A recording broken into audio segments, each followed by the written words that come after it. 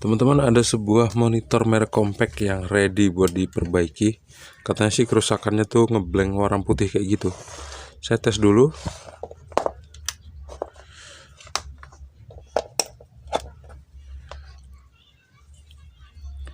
Nggak muncul lampu standby. Saya tekan dulu ya. Oke, standby. Dan ya hidup. Cuman warnanya ngeblank tuh, warna putih doang teman-teman. Ini adalah layar LED, kelihatan ya. Terus bagian pinggir-pinggirnya tuh masih kelihatan terang banget. Bagian tengah kelihatan agak gelap daripada bagian yang paling pinggir. Bagian bawah di sini yang saya tunjuk ada bulatan setengah lingkaran. Cabut aja atau matikan dulu.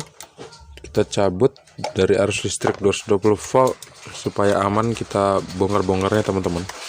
Cabut dulu kabel AC dan langsung kita bongkar. Bongkarnya biasa, kita lepas skrup-skrupnya, terus kita buka bagian sudut-sudut sini kayak buka remote kayak gitu ceritanya. Di sini ada tulisan RUSAK.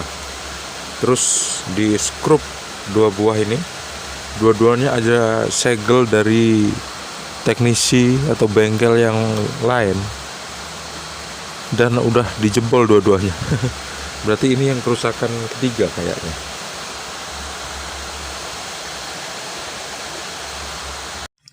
Setelah kita bongkar mesinnya teman-teman, kita bisa gampang mengidentifikasi bagian-bagian apa di mesin ini, atau mengidentifikasi komponen itu komponen di bagian mana dan fungsinya apa gitu. Kita bisa ngelihat yang pertama kali kita intip di sini adalah sebuah elko. Elko dari bagian primer ini dia C805. Ini elko tegangan tinggi teman-teman. Kemudian 4 buah kaki ini adalah kiprok pasti. Yang 2 kaki di kiprok yang bagian tengah ini nyambung langsung ke AC cord, ke colokan ini, colokan AC. Terus kita ngelihat IC di sini ya. Ini adalah IC driver PWM. Inilah yang memerintahkan MOSFET untuk bekerja dengan frekuensi yang tinggi. Dan sekarang MOSFET-nya mana gitu. MOSFET-nya mana? Nah, kita cari dulu nih MOSFET-nya. Saya nggak bisa ngelihat dari bagian bawah. Kalau dari bagian atas sana nanti pasti kelihatan MOSFET-nya sebelah mana ya. Kita tinggalin dulu MOSFET-nya karena pasti ada di sini. Kita lihat yang ini. Ini adalah IC driver backlight. Terus ini ada tulisan T102. Ini adalah induktor untuk lampu backlight-nya. Karena colokan lampu backlight-nya ada di sini 2 buah. Ini trafonya, kemudian ini drivernya, supirnya teman-teman. Ini supir untuk nge-switch driver PWM, untuk nge-switch apa tuh namanya?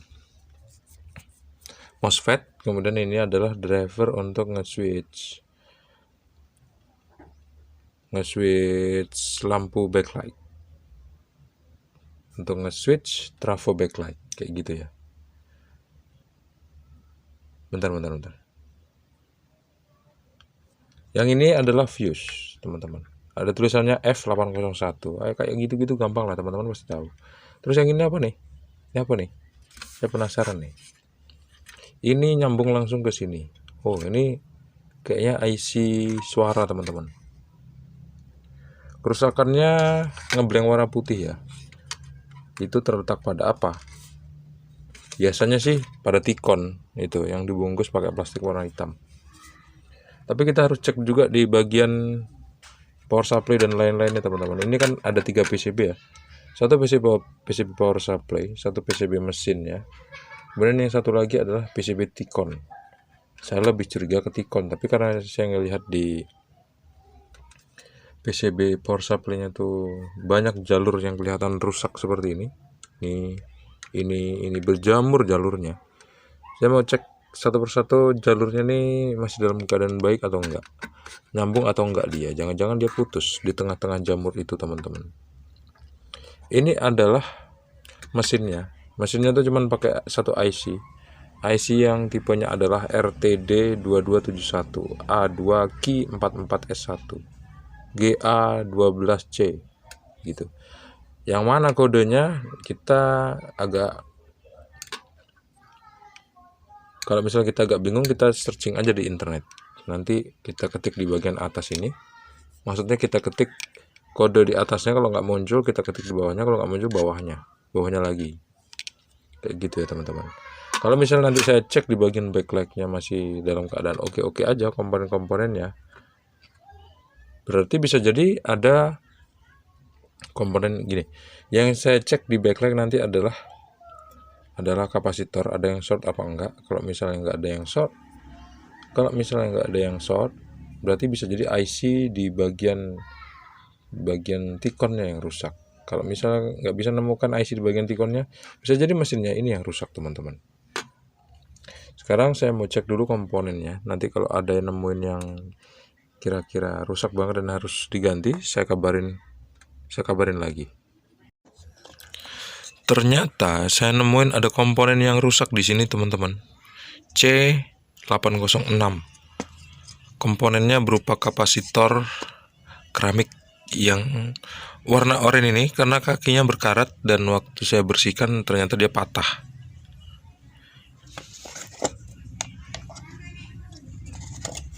Kaki yang di sebelah kanan ini patah tuh. Hampir-hampir nggak kelihatan dia. Nggak tahu kenapa kok bisa berkarat. Ukurannya adalah 103M. Ini dia komponennya teman-teman, 103M. Kakinya yang satu udah patah karena berkarat. Apa mungkin ini penyebab kerusakan TV jadi blank warna putih? Kita akan cari tahu, karena saya belum ada penggantinya yang baru. Jadi saya bersihkan aja dulu sisa-sisa kaki yang ada di sini dari karat untuk saya solder lagi ke sana. Begitu saya udah ngedapetin komponennya yang sama persis nilainya, saya bakal pasang untuk menggantikan kapasitor yang udah rusak ini teman-teman. Yang udah rusak kakinya maksudnya. Besar kemungkinan kapasitor ini masih dalam keadaan baik, hanya kakinya aja yang udah rusak karena berkarat. Mungkin kena cairan, bisa jadi ya. Ini dia setelah saya bersihin kaki-kakinya pakai kikir dan udah saya hilangin karat-karatnya teman-teman. Saya semprot pakai cairan pembersih supaya karat-karatnya hilang dan bersih dari kaki-kaki logamnya, dari bahan logamnya. Sekarang saya solder ulang di sini karena kan kakinya tuh masih ada beberapa mili yang memang nggak berkarat ya teman-teman. Jadi sekarang udah saya solder seperti ini. Sekarang saya mau tes gimana hasilnya, kira-kira berhasil apa enggak.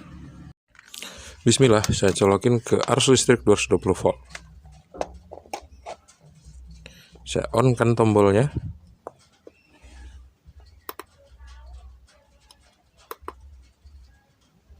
Hidup tombolnya dan layarnya.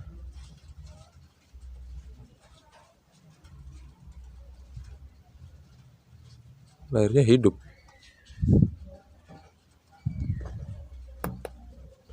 Hidup sih hidup. Tapi nggak ada bedanya kayak yang sebelumnya teman-teman. Ini saya matiin ya, ini saya hidupin. Lighting saya matikan dulu supaya kita bisa ngelihat. Iya hidup. Dan warnanya cuma kayak gini nih.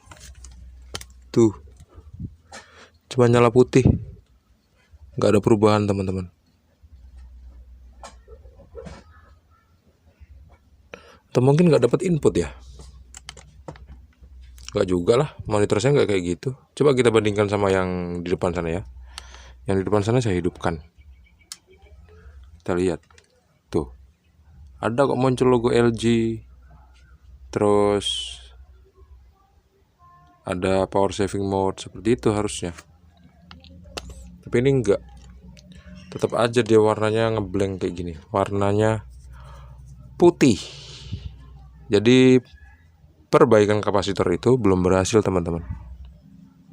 Tapi kalau kita lihat di bagian bawahnya sini ya, ini ada loh sinar-sinar gitu.